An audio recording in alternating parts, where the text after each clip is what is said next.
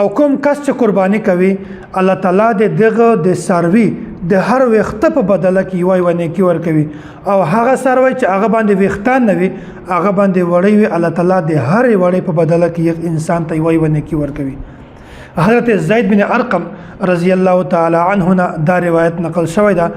وای صحابه کرام په رسول الله صلی الله علیه وسلم دا تپوس کو دا سوال به کو یا رسول الله ما هذه الاضاحی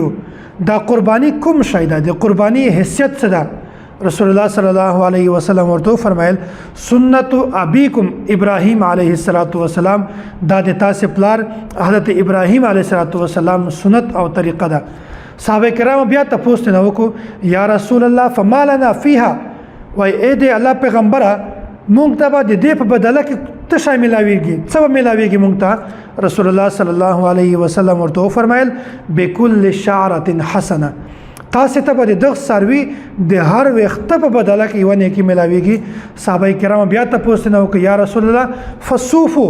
د دې چې کومه وړې دي بعضی سروي داسې دي چې هغه باندې وختان نه دي هغه باندې وړې دي یا رسول الله دغه وړې په بدله کې به مونږ ته څه ملاويږي؟ نبی عليه الصلاه والسلام بیا ورته فرمایل بكل شعره من الصوف حسنه وای کوم سروي باندې چې وختان نه وي وړې وي تاسو ته به دغه هر وړې په بدله کې نیکی ملاويږي.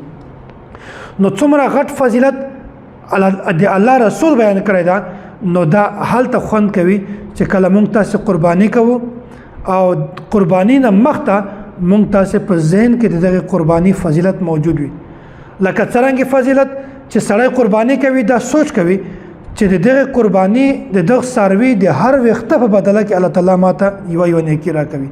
هغه وختان څو غننه نشي به تعداد ده به شمیره تعداد ده نو الله تعالی ماته په دې باندې څومره زیات اجر را کوي.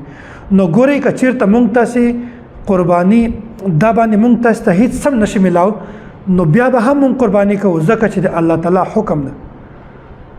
نو الله تعالی حکم ده مونږ بیا هم قرباني کوو نو ګوره بیا هم الله تعالی مونږ تاسو ته په دې باندې څومره زیات اجر راکوي څومره زیات فضیلت الله رسول دا بیان کړی ده.